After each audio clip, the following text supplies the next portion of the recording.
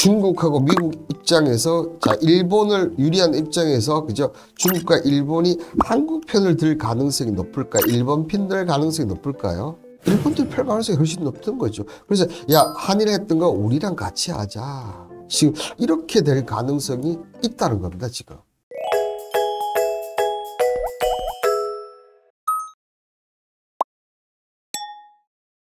퇴근길에 편안하게 들으시면 투자에 보는 눈이 달라지실 겁니다. 자, 오늘 이 7강구 얘기가 최근에 많이 나오고 있는데 지금 대한민국, 일본 그리고 이 중국의 동상이 바로 시작하도록 하겠습니다. 22년 만에 7강구 탐사 재추진에 이래 관련 얘기가 나왔는데요. 이르면 내년에 7강구로 불리는 한일 공동개발구역 JDZ에 대해서 해저 유전 개발 관련해서 물리탐사가 22년 만에 재추된다. 왜냐하면 2002년에 이제 우리가 물리탐사를 하고 난 다음에 그 20년 내가 아무것도 안 했어요. 그런데 내년에 이제 다시 재추진한다 이런 얘기가 지금 기사가 많이 나오고 있죠. 특히 윤석열 대통령, 기시다 후미오 일본 총리가 올해만 7번 만나는 등 한일 관계가 우호적 협력 관계로 급반전되면서 양국 간 해묵은 논란이 한일 공동개발구역 관련해서도 새 전기를 마련했다. 그러니까 이 7번 만날 때 이 얘기가 별로 없었거든요. 근데 정부에서 이렇게 준비했다고 본다면 여러분들 분명히 이 부분이 논지에 올라서 얘기가 어느 정도 나온 게 아니냐. 특히나 이 대륙봉 협정 같은 경우는 2028년 임박한 만큼 협상 종료가 끝나거든요. 종료 시간이. 7강구 탐사의 돌파구가 마련될지를 기대하고 있다. 지금 이렇게 되어 있는데요. 자, 그러면 한일 공동개발구역 공동탐사 추진 계획을 보면 우리나라 조광건자는 어떻게 되어 있습니까? 한국석유공사로 딱 적였는데 일본 측은 아직도 지금 50년 가까이 됐는데 이제 꼴랑 3년 남았다는데 아직도 조광건자조차도 지금 만들지 못했다는 게 참 어이가 없습니다. 자, 탐사 내용을 보면 유전 개발 위한 공동 탐사 이렇게 되어 있는데요. 자, 2020년 3차 물리 탐사 이후에 한 번 더 해서 지금 이제 2024년부터 3차 물리 탐사 계획을 할 것이다. 자, 여기에 2028년 대륙배 협정가 종료되고 탐사 범용 공동구역 해저 1,500제곱킬로미터라고 지금 이렇게 개요가 나왔다. 자, 근데 이런 기사 한 번도 안 나왔다는 게 저는 좀 그게 좀 신기하긴 신기합니다. 저는 개인적으로 그게 좀 신기하긴 신기해요. 자, 28일 정부 등에 따르면 한국석유공사는 내년에 JDZ에서 해저 1,500제곱킬로미터 규모의 3차원 물리 탐사를 추진하고 2020년 물리 탐사를 하긴 했지만 앞서도 얘기 드렸지만 지금까지도 조광건자를 선정하지 않을 정도로 일본의 태도는 협정 종료까지는 아무것도 하지 않겠다 이런 의사표현이 아닌가 이렇게 보여지는데요. 자, 내후년에 탐사로 확보한 자료 분석을 바탕으로 실제 매장 가능성이 있는 데한 시추 작업을 내서 계획이다. 그래서 2002년에 보면 어쨌든 확인을 했다고 나왔지 않습니까? 그때 보면 한국 측과 일본 측 이제 반응을 한국 측에는 층이 발견됐다 이 정도는 나왔는데 일본 쪽에서는 어떻게 나왔냐면 경제적 가치가 없다 이런 식으로 얘기가 나왔었습니다. 또 이 부분도 지금 의견이 좀 달랐다는 거. 이 내용을 조금 더 보면 올 3월 윤 대통령 방일 때부터 주요 의제로 하나는 거론됐지만 워낙 민감한 사안이라 어떻게 보면 둘이만 얘기했다는 거죠. 그죠? 그런데 한일 관계가 부쩍 타니까 최근에 극적 합의 가능성에 다시 고개를 들기 시작했다. 하지만 아직 이 석유공사나 산업통상자원부는 뭐라고 합니까? 아직 협의 중인 단계라 양국 공감대에 협상이 더 필요하다 이렇게 나왔고, 근데 이게 보면 협정 종료를 5년 앞두고 우리나라 반대로 일본은 입장이 느긋하게 할 테면 해봐라. 얍삽한 새끼들 그죠? 할 테면 해봐. 저는 일본 얘기만 나오면 왜 이렇게 좀 공격적으로 변하는지 모르겠지만 자, 입장체를 조율을 한다고 하지만 우리나라만 뭡니까? 빨리 좀 합시다고 일본 쪽에서 이건 해도 안 해도 되지 않을까? 지금 이렇게 나온다는 거지 어떻게 보면. 그럼 여러분들 7강구가 어느 쪽에 있느냐 하면 자 보시면 우리나라 1강구부터 해서 이제 1, 2, 3, 4, 5 이렇게 6 그다음에 이렇게 가야 되는데 그죠? 여기 7, 8 이렇게 되어 있습니다. 근데 위치상으로 보면 물론 여기 이어도가 있으니까 이어도 생각해버리면 비슷하지 않냐 하지만 어쨌든 일본 쪽에 더 가까운데 그죠? 일본 쪽에 더 가깝기는 합니다. 그죠? 그런데 이게 이제 대륙병 협정 있지 않습니까? 이게 우리나라에서는 이게 7강국과 대륙병이 연결이 되는데 일본 오키나와 쪽에서는 대륙병이 끊겨져 있어서 우리나라가 이렇게 이걸 관련해서 유리한 입장이 있었었죠. 자, 이 경기 일본 또 우리 걸 뺏어가려고, 네, 우리 걸 뺏어가려고 하죠.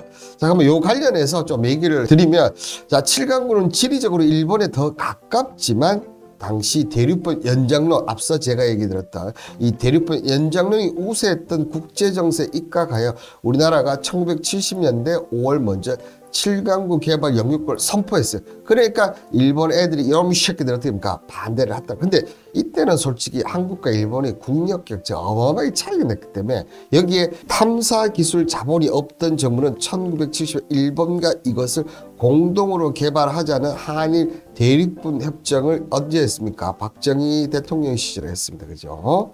그래서 어느 한쪽이라도 자원 탐사 및 채취에 대해 동의하지면 아니면 안 된다 했고 이 협정은 1978년에 발효됐고 50년간 유예에 따라서 2028년에 만료된. 그럼 이때 발효된 이때라도 뭔가 이렇게 탐사를 해서 하면 되는데 아무것도 안 했다는 게 제가 봤을 때는 문제가 되는 거죠. 왜 문제가 되냐면 협정 이후에 한국의 적극적인 요청을 1980년 5월에서야 공동개발이 시작됐는데 어떻게 됐습니까? 1982년 연안국으로부터 200캐리까지 모든 자원에 대한 독점적 권리를 인정하는 배타적 경제 수용 이의지 제도를 포함해 국제해양법이 등장하면서 이게 바뀌어버리니까 어떻게 됩니까? 기존에는 대륙벽이 연결이 돼 있느냐 안 돼 있느냐 이건데 이제 어떻게 보면 연안국이 얼마나 가까우냐 안 가까우냐 이렇게 바뀌었다. 이 단순하게 생각하시면 그렇다는 얘기예요. 이렇게 되니까 어떻게 됩니까? 일본이 이 해역의 자원 탐사 및 개발에 소극적 면적 태도를 냈다. 그러면서 공동 개발이 시작된 지 8년 만에 탐사 작업이 중단되었다. 이후에 2002년 다시 공동 탐사가 진행됐지만 앞서 제가 얘기 드린 대로 일본은 경제성이 없어. 일단 스톱해. 여기에 자 일본은 7강구에서 불과 1km 떨어진 중일 공동개발에서 석유 및 가스 탐사를 시작을 했다. 자 어떻게 보면 지금 이게 어떤 말이냐면 이게 앞서 했던 이게 7강구로 하면 요 옆에서 지금 어떻게 합니까? 중일 공동개발 석유 감사 탐사를 여기에서도 실시하고 여기서도 실시하고 있다는 얘기입니다. 우리나라만 지금 아무것도 못해. 그런데 우리나라는 이렇게 어떻게 보면 석유 개발을 할 수 있는 예전에는 기술이 없었죠. 지금은 있느냐 없느냐. 자, 이 부분은 좀 이따가 얘기를 좀 드리도록 하겠습니다. 자, 한편 국제연합 대륙병 한계위원회에서 인접국 간의 영토 분쟁 해결을 위한 기준안 마련을 위해서 2009년 관련국 51국의 3년의 시한 내에서 자국의 대륙봉 가단을 주장하고 있는 정식 보고서를 제출하고 해서 요구했다. 이는 국제해양법이 연안국에서 연안국으로부터 200해리까지 배타적 권리 인정하면서 예외적으로 육지로부터 바다 쪽 이어진 지층 구조가 200해리 이후까지 자연적으로 같은 모습을 이룰 경우 대륙바 한계를 최대 350해리까지 설정할 수 있는 연안국 분쟁의 소지가 있기 때문에 이렇게 한다고 했는데 크게 달라진 게 없습니다. 크게 달라진 게 없어요. 어쨌든 지금 국제정세는 일본에게 훨씬 더 유리하게 되어 있다. 이에 우리 정부는 자 일본과 중국에 맞서 2012년 12월 CLCS의 한국 동중국해 쪽 대륙봉 경계에서 일본 오키나와 해구 앞까지 이어졌다는 정식 정보를 제출했다. 이는 앞서 2009년 5월에 제출한 예비 정보보다 대륙병 거기서 최소 38km에서 최대 125km까지 일본 쪽에 더 확대가 되었다. 자, 이게 뭐 좋은 얘기인지 나쁜 얘기인지 그죠? 그러면서 이 오키나와 해구까지 연장하겠다 이렇게 했는데 뭐 일본 쪽에서는 콧방귀도 안 끼고 있다는 거죠. 자, 그렇다면 여러분들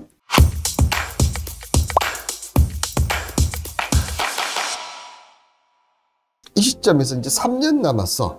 근데 일본은 지금 뭐 미지하게 뜨끈하지도 않아 미지근하게 지금 전혀 지금 이 호응을 안 하고 있지 않습니까? 그렇다면 만약 협상 종료가 되면 어떻게 되는지 아마 이 부분이 여러분들 가장 궁금하실 텐데요. 자, 7강군은 어떻게 보면 자, 이 추정치로 천연가스 175조에서 210 6조 입방미트, 석유는 미국의 4.5배수의 1000억 배럴이 매장되어 있다. 이렇게 어떻게 보면 가장 최근 보고서입니다. 2005년 미국 우드로 윌슨 센터 정책연구 보고서가 뭐 진짜인지 아닌지는 없지만 어쨌든 이렇게 보고서를 써놨어요.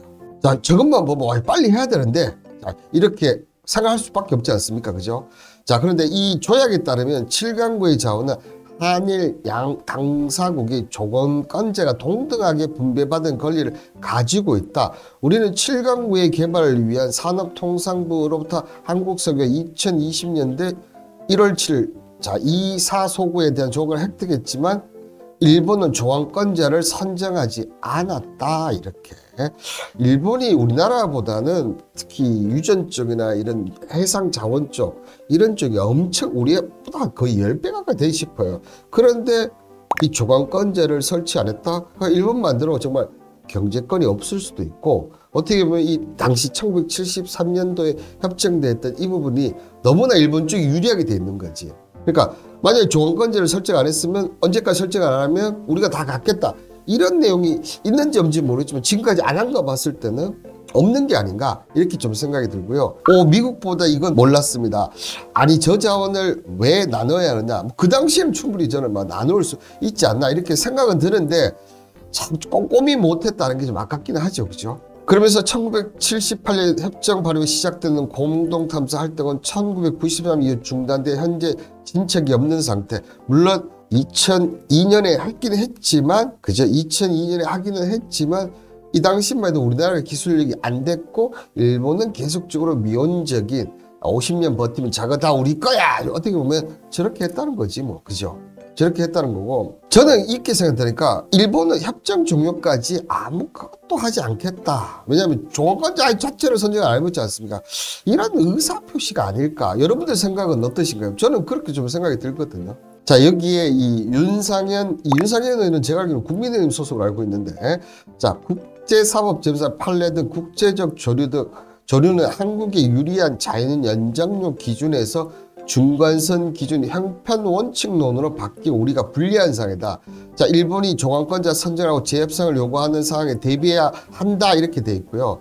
또 이 다다시 유니언은 우리 정부는 다음 대통령의 선거에 쟁점이 될 수 있는 대륙병 현재 재교섭을 미리 선제적으로 대비할 필요가 있고 여기 중국은 과거부터 이를 부인했고 대륙병 권한을 주장하면서 탐사 활동을 강화하고 있다. 이에 미국 이 야미베라 하야원이 또 제안하는 내용을 한미일 공동개발 가능성을 포함해 외교적 협력을 자, 그러니까 이게 어떻게 보면 자, 이 얘기는 어떤 얘기입니까, 여러분들? 지금 한일이지 않습니까? 근데 이게 2028년 되면 일본이 유리하다는 건데, 그죠? 근데 이거는 뭐 기존 그 권리가 있기 때문에 한번 봐야 돼요. 근데 이 중요한 것은 이 지금 7강구를 중국도 노리고 있고 미국까지도 지금 노리고 있다는 겁니다, 지금. 근데 중국하고 미국 입장에서 자, 일본을 유리한 입장에서 그죠? 중국과 일본이 한국 편을 들 가능성이 높을까? 일본 편 들 가능성이 높을까요? 일본 편 가능성이 훨씬 높던 거죠. 그래서 야, 한일 했던 거 우리랑 같이 하자. 지금 이렇게 될 가능성이 있다는 겁니다, 지금. 동중국해의 대륙병 경계 협정에서 한국은 육지 영토의 자연 연장로, 일본은 배타적 경제 수익이 겹치고 있는 중간선 기준으로 하는 중간선 원칙론을 하고 있는데, 자, 이게 중간선 원칙론, 이게 막 7강고라 칩시다, 여러분들. 7강고라 하면 우리나라는 중간선으로 하면 이렇게 돼요. 여기 중간선으로 하면 우리나라는 여기에 대한 권리가 하나도 없는 걸로 나타납니다. 뭐 중국을 끈 걸로 지금 이렇게 나오고 있고 일본은 자기 거니까 뭐 자기 거 이렇게 중국은 걸칠 수 있다 이렇게 지금 나오고 있고 그러니까 만약 2028년 국제재판소 가서 이게 정말까지 간다면 우리나라에게 지금 상당히 불리하게 영향을 미치고 있다는 겁니다. 왜냐하면 중국과 일본이 짬짬할 수가 있다는 거죠. 그래서 만약에 중국이 오키나와 해구가 연결돼 일본의 경계라고 이렇게 주장해버리면 우리나라는 중국하고 일본을 다 상대를 해야 되는데 쉽지가 않다는 얘기죠, 여러분들. 자, 이 해양 전문가 정치권은 제대로 대응하자면 7강구를 일본에 뺏길 공산들이 크다. 그렇기 때문에 지금 정부가 빨리 대책을 마련해야 한다. 만약에 조건건제 안 되면 몇 번 해서 안 한다면 우리 혼자라도 탐사를 하겠다. 그죠? 그리고 이 제발 뭐 한일 한미했을 때 의제로 채택해라. 채택해서 일본에게 압박을 가하라. 지금 이렇게 얘기를 하는 거죠. 자, 그리고 한국해양과학기술원과 한국해양수산개발원을 공동자원탐사 요청을 계속해 일본 측이 근거 없이 거부한다 명분을 확보를 할 수 있다 이렇게 얘기를 하고 있어요. 그런데 이런 명분 확보는 솔직히 지금까지 뭐 국제적인 판례를 봤을 때 약해요. 솔직히 약한 부분이 있다는 겁니다. 자, 여기에 동북아에서는 미국과 중국의 해양 패권 경쟁이 날로 심화되고 있죠. 그러니까 어떻게 보면 중국 입장에서는 여기 중국 땅이 이렇게 있다고 보면 이쪽 관련해서 그러니까 여기 연결된 게 북한하고 이제 한국이 이렇게 있다고 이렇게 보면요. 여기까지는 다 했어.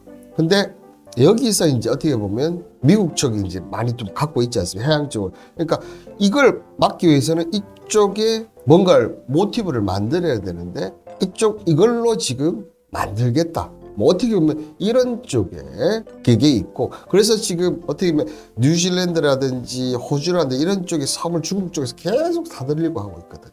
그러니까 어떻게 보면 이 미중 패권 분쟁의 또 하나의 중요한 요소로 지금 작용했고 이게 이렇다 보니까 이게 앞으로 분쟁 지역으로 엄청난 확대 이런 가능성이 있다는 것을 지금 요 글로 알 수가 있다는 겁니다. 자, 그런데 안타까운 거는 좀 이렇게 기사도 나오고 뭐 개요도 나오고 내년에 물리 탐사도 이렇게 나오는데도 불구하고 이 지금 글이 전일까지 정부의 입장입니다. 자, 7강구를 중심으로 한 이 대륙부 공동개발 공동탐사 JDZ 협정에 따라서 한일 양국 간의 협의에 따라서 진행되는 사항이나 양국 간의 공동탐사에 합의된 바는 없다. 또한 오늘 2028년 대륙부 협정 종료 내용은 사실이 아님을 분명히 했다. 여기에 이 협정에 따르면 2028년 6월까지 협정의 효력이 존속하며 그 이후에는 협정의 일반 당사 협정 종료를 희망하는 시점 3년 전까지 타방 당사국이 종료해서 통보하지 않으면 효력이 지속된다고 얘기를 하고 있다. 그러니까 어떻게 보면 올해만 무사히 좀 지나면 내년부터는 그러니까 어떻게 2028년이지 않습니까? 오늘 2023년이고. 근데 그게 언제까지냐면 2년 후에까지 얘기를 해야 돼. 2025년까지 얘기를 해야 되는데 지금 우리 일본하고 관계가 좋기 때문에 이런 걸 할 얘기가 없기 때문에 일본 입장에서는 분명히 연장이 될 것이다. 정말 이렇게 말도 안 되는 정말 여러분 안 그렇습니까? 말도 안 되는 이 어디서 나오는 이런 근거 자신감입니까 여러분들? 일본의 어떤 애들인데 이 어떻게 보면 이 7강구는 지금 어떻게 보면 우리나라가 좋았다가 지금 나빠져서 일본이 더 좋았지만 독도 같은 경우 분명한 우리 땅인데도 불구하고 저 땅이라고 우기면서 지금 국제재판소까지 끌고 가려고 하는 놈들이지 않습니까? 그런데도 불구하고 이렇게 아유 우리 지금 일본하고 관계 좋아 그러니까 에이 할 일 없어. 아니 이거 뭐 어디서 나타나는 이런 진짜 근거 없는 자신감인지 저는 납득이 되지 않습니다. 제인차님이 아 맞습니다 이렇게 얘기를 해주시네요. 자 그럼 이 7강구 앞서 얘기하고 정말 석유도 많고 천연가스도 많다 이렇게 얘기 나오고 있지만 이 7강구에 대한 불편한 지실도 분명히 있습니다. 이경님이 독도 문제까지 보면 매우 낙관적인 제가 봐도 매우 낙관적인 모습이 아닌가 좀 생각이 드는데요. 이 7강구가 제일 먼저 얘기 나온 거는 1968년 보고서에 그죠. 미국 해군해양연구소가 한국 대륙붕에 석유가스가 존재할 가능성이 높다. 그게 어디냐면 바로 강구 7곳 중인데 그 중에 7강구를 얘기를 했다는 거죠. 여기에 따라서 이 박정희 정부가 그죠? 자 어떻게 보면 국민의 희망적인 메시지를 줬다는 거죠, 그죠? 그런데 이제 올해 6월이었죠. 이 MBC의 PD수첩에서 박정희 대통령이 이렇게 희망적인 메시지를 했는데 과연 실질적으로 여기에 정말 1968년 보고서에 따른 만큼 석유가 존재를 하느냐 있느냐 이런 의문에 관련해서 많은 내용들을 발표를 PD수첩에 관련해서 방송을 들어보시면 저도 이것들을 좀 봤는데요. 여러 가지 분야에서 과연 이게 물론 있을 수는 있죠. 왜냐하면 7강구 쪽에 이 석유가 나올 수 있는 층이 분명히 있게 있을 수 있는데 과연 경제적 가치가 있느냐 이런 의문에 대해서 많이 얘기를 했습니다. 자 여기에 한국석유공사도 실패를 인정했는데 한국석유공사 발견한 25년사 이 내용을 듣다. 특히나 자 제2사속 석유 강상이 위정평가 어려울 뿐만 아니라 석유 부정 가능성이 애당초 우리가 생각해보던 낮은 수다. 그렇게 보면 경제적 가치가 없다는 거죠. 경제적 가치가. 보통 뭐 천연가스 기준에서 하면 1조 인방비트 정도가 있어야지만 이 경제적 가치가 있는데 지금 그 정도로 있다는 게, 그러니까 보고서 내용이 의심스럽다는 얘기죠. 자, 여기에 탐사 초기 7강구를 비롯한 한일 공동 개발에서 기대를 했는데 대규모 유전한 가스선을 발견하지 못했다고 하고 있고요. 그리고 2006년 산업자원부가 가장 유명한 광고소를 했던 이소구 석유가스 추정량이 3,600만 톤을 발견했다 경과를 공개를 했습니다. 이 PD 수점은 사실을 확인 위해서 이소구의 3D 물리 탐사 보고서를 독점 인수를 했는데, 자, 보고서에 당초 발표했던 석유가스가 석유가 아니고 오히려 천연가스고, 천연가스도 보면 1.8 TCF 입방미터가 발견됐다. 근데 자, 가스의 석유 무게를 한 사람에 3,600만 톤으로 발견했다. 오류가 있었다. 여기에 또 1.8 TCF라는 수치 또한 한 곳이 아니라 5곳에서 발견됩니다. 그러니까 2강구든 7강구든 4강구든 여기 한 곳에 발견된 이 5개 다 합쳐서 이 정도만 지금 발견이 되었다. 그러니까 석유가 있다 하지만 없고, 오히려 지금 천연가스가 있는데 경제적 가치가 없다는 거죠. 자, 여기에 이제 가장 최근에 발표된 일명 우드로 윌슨 센터 보고서. 자, 과연 이 우드로 윌슨 센터 보고서가 제대로 맞느냐? 이 7강구 엄청난 석유가스가 매장되고 있을 때 맞느냐? 가장 최근에 나왔으니까 믿을만한가? 이거에 대해서 의문점을 얘기했는데, 일명 우드로 윌슨 센터 보고서에 보면 기술적인 백데이터가 전혀 없다. 그러니까 석유에 지칭된 관련된 부분이 있을 수는 있는데 그 관련해서 백데이터가 전혀 없고, 오히려 중국 측에서 얘기한 것을 몇 개 대해서 발표했다. 이런 전문가들의 분석들이 있었다는 거죠. 여기에 7강구에 대한 이런 부분들이 있는데, 최근에 보면 자, 지난해 3월 14일 날 중국의 서해 한중 잠정 조치 수역에 석유 시추 구조물을 지금 설치했다가 한국 정부가 발견을 했는데요. 서해 어업지도 문화 제2강구 서쪽 바다에 이동식 구조물을 발견해서 이것이 석유 시철 구출물로 확인이 되었다.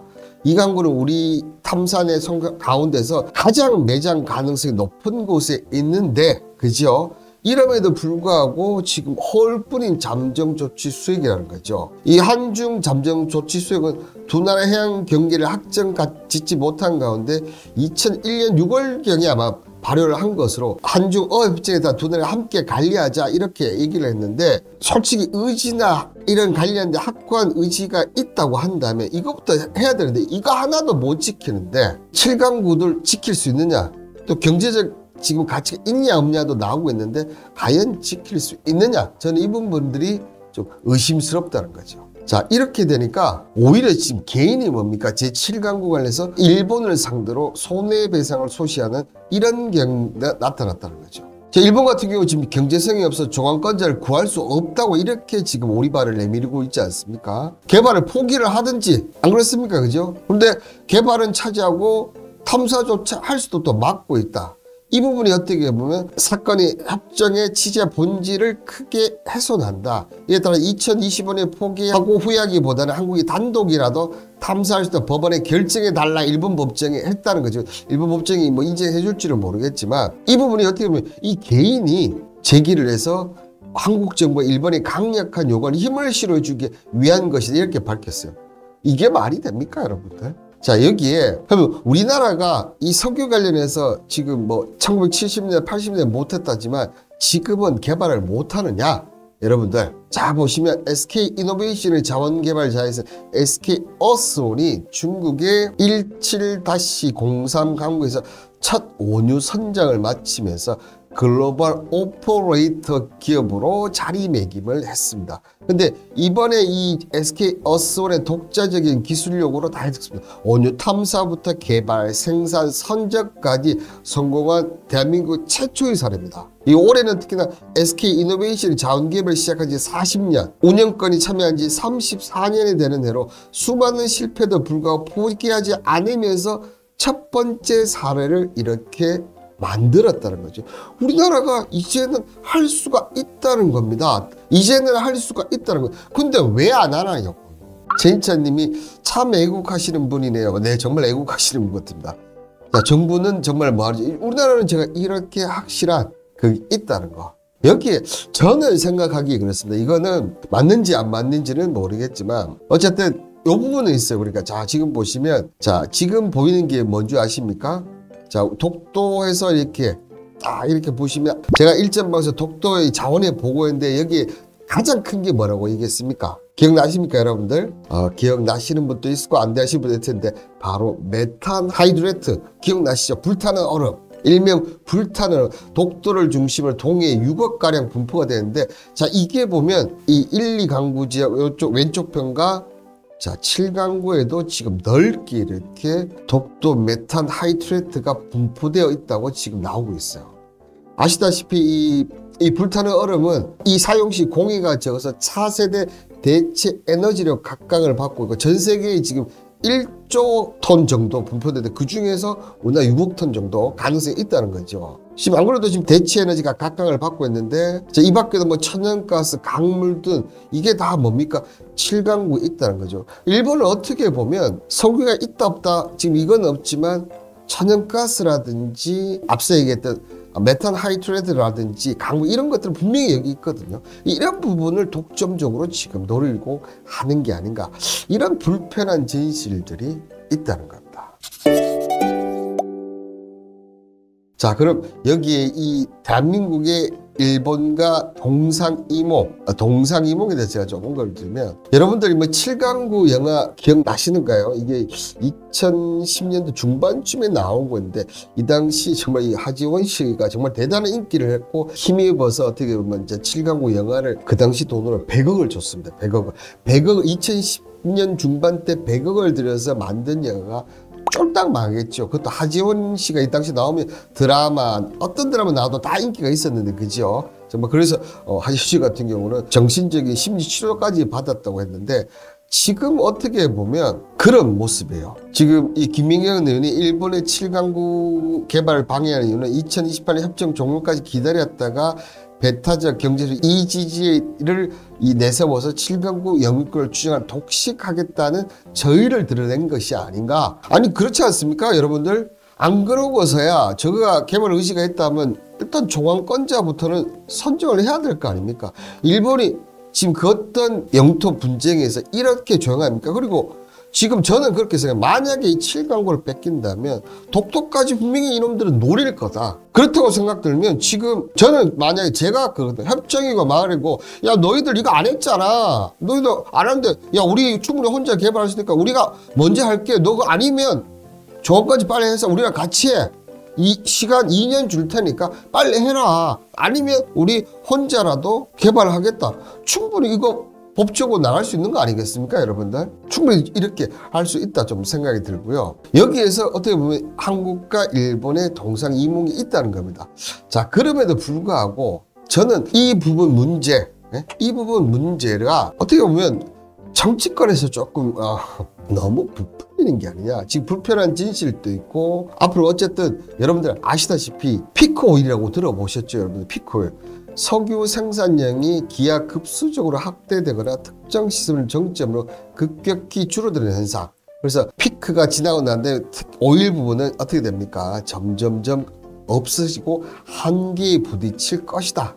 자, 이런 논리인데요. 지금 빠르면 10년부터 지금 길게는 60년이 되면 석유의 시대는 끝난다. 석유의 시대는 끝난다. 물론 앞서 제가 그 7강구에 그 불타는 메탄 하이드레트를 얘기는 했지만 솔직히 우리 독도 부분에 또 많이 있어요. 독도 부분에. 너무 이거를 정말 엄청난 것으로 이렇게 저는 좀 오버페이스 할 정도로 이렇게 얘기는 좀 안 하고 확실한 근거, 데이터를 갖고 조금 얘기를 해야지 어쨌든 다음에 이 일본과 싸울 때도 더 유리한 고지를 얻을 수 있는 게 아닌가 좀 그렇게 좀 생각이 듭니다. 그 사우디 보면 지금 가치 연수가 66년 그다음 합산을 경우 100년 이상이라고 하고는 있지만 이번에 사우디가 왜 엑스포 유치에 그렇게 혈안을 놓습니까? 특히나 표를 위해서 특히 이제 어떻게 못 사는 나라 국가 10조 가까이 투자 유치를 약속하면서 이렇게 이 엑스포를 유치하는 이유가 결국은 사우디도 지금 보니까 피크오일이 점점 느끼고 있다는 거죠. 지금은 어쨌든 우리나라 수입이 거의 대부분 차지하는 석유 상당히 중요합니다. 그죠? 그렇지만 점점점 앞으로 어떻게 된다? 이 가치가 떨어질 수밖에 없고 대체 에너지로 나올 수밖에 없다는 거죠. 여기에 보면 국가별 탄소 중립 시점, 목표 시점을 봐. 물론 이게 조금씩 연기가 되고 있어요. 그렇지만 2035년도에 핀란드, 그 다음에 2045년 독일과 스웨덴, 2050년에 한국과 미국, 영국, 프랑스 등 일본. 그러니까 2050년 되면 앞으로 석유 같은 이런 탄소가 배출되는 거는 뭡니까? 못 쓰게 막겠다는 얘기예요. 여기에 가장 반대하는 나라가 어디 나라냐면 중국과 인도입니다. 뭐 사우디아라비아나 이 아랍군은 당연히 그렇게 하겠죠. 러시아도 그렇겠고, 그죠? 근데 이런 나라도 지금 보시면 2060년과 2070년대, 짧게는 어떻게 보면 길어서 짧게 10년이라는 얘기가 나오는 거고, 길게는 뭡니까? 한 5년에서 7년 정도 되면 탄소는 배출되면 안 돼요. 탄소는 배출이 되면 안 된다는 거예요. 그래서 50년 뒤에는 여러분들 피크 오일이 온다는 얘기입니다. 과연 지금 7강국 관련해서 일본과 지금 동상이몽을 하고 있는데, 그죠? 여러분들 생각했을 때 이 부분이 이런 데이터를 갖고 우리나라 정부에서 하는 건지, 그냥 단순히 일본한테 뺏길 것 같다, 그래서 우리는 이걸 무조건 지금 어떻게든 해야 된다, 이렇게 얘기하는지 저는 이 부분 조금 의심이 좀 됩니다. 여기에 보면 엑스모빌, 뭐 여러분들 아시다시피 석유 뭐 그냥 미국 회사 중에 3위권이라는데 1, 2위권을 드는 회사지 않습니까? 얘도 보면 미국 리튬 공부의 선두주자를 발휘해서 전기차 배터리 관련해서 리튬 정제를 시작했다. 여기에 엑스모빌만, 그러니까 쉐보린 또 여러분들 다들 아시는 정말 엄청난 천연가스 업체. 이 업체도 리튬 정제 생산을 시작을 하고, 옥시덴탈 같은 경우는 오히려 지금 석유 쪽인데도 불구하고 탄소 관련해서 지금 기술을 엄청나게 투자를 하고 있는 걸로 밝히죠. 그러니까 이 석유라는 가치가 물론 지금 중요합니다. 지금도 중요하고 계속 중요하지만 점점 없어지고 있다는 겁니다, 여러분. 이런 걸 갖고 저는 좀 움직여야 된다, 이렇게 좀 생각이 들고, 자, 그러면서 지금 앞서 제가 무슨 근거 없는 자신감인지, 자, 어쨌든 윤 정부는 한일 관계 큰 그림을 그리면서 그러니까 자꾸 이게 박정희 정부 시대 도 그렇고 지금도 그렇고 정확한 데이터도 없는데 맨날 천억 배럴 그러면서 최상의 시나리오는 일본과 자원 공동 개발. 그러니까 애초에 싹을 잘라. 뭡니까? 우리나라 단독으로 개발하겠다, 뭐 협정도 있긴, 이런 거는 아예 하지도 않는다는 거예요. 여기에 지금 보면 기시다 만나서 양국 협의체 100% 봉인했다. 한국과 일본은 이제 개발이나 이런 관련해서 모든 부분을 100% 보관되기 때문에 당연히 이렇게 할 것이다. 그러니까 걱정하지 마시라. 지금 이렇게 동상이몽을 하고 있는지 아닌지 모르겠지만 지금 같은 생각을 하고 있다고 얘기를 하는 거예요. 그런데 여러분들, 동상이몽의 확실한 증거가 뭔지 아십니까? 미국 국방부가 일본의 명칭을 고수하면서 공식 표기가 맞다, Sea of Japan, 일본해라고 미국 국방부가 얘기를 했습니다. 과연 이 부분이 여러분들 앞서 얘기는 100% 공동체가 맞습니까? 일본은 지금 대륙붕 7강국 관련해서 계속 연기하면서 뒤로는 지금 Sea of Japan 하면서 7강국뿐만 아니라 독도까지, 그죠? 여러분들 독도까지 노리면서 지금 가고 있습니다. 과연 이런 시국에 우리나라 정부 쪽이나 석유광석 쪽 이런 쪽에서 이렇게 대응을 하는 게 맞는지 좀 안타까움을 좀 저는 얘기 드릴 수밖에 없다, 이렇게 얘기를 드리도록 하겠습니다. 자, 오늘 영상은 잘 시청하셨는지 모르겠네요. 자, 오늘부로 해서 이제 기존한 제가 했던 이 두 가지 파트, 그죠? 경제 브리핑과 이강의 이렇게 제가 했었는데, 저희들도 조금씩 개편을 해야겠다는 의지를 보여서 이제 계속 이렇게 한 달 넘게 준비를 해서 내일부터는 시간을 기존 6시에서 5시로, 그리고 2강 내용은 그대로 1강 쪽에 가는데 좀 더 압축을 하고요. 그 다음에 2강에서는 정말 여러분들 투자에 도움이 되는 1:1 투자 컨설팅을 저희들이 새로 만들어서 방송할 예정에 있습니다. 여러분들의 아낌없는 사랑 부탁드리면서 내일 우리 새로운 개편에도 많은 관심, 사랑 부탁드리도록 하겠습니다. 자, 오늘 하루도 너무 수고하셨고요. 여러분의 투자 도움이 되는 투자캡스 홍반장은 내일 새로 개편된 방송으로 언제 만난다고요? 오후 5시에 만나 뵙도록 하겠습니다. 네, 이게 내일 개편되는 라이브 방송 기대해 주셔도 좋습니다. 오늘 영상 이것으로 마치도록 하겠습니다. 감사합니다. 안녕.